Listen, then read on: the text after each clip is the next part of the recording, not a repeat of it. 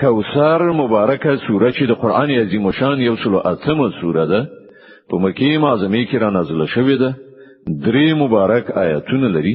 تلاوت او پښتو ترجمه یې لومړی آیت څخه اوري بسم الله الرحمن الرحیم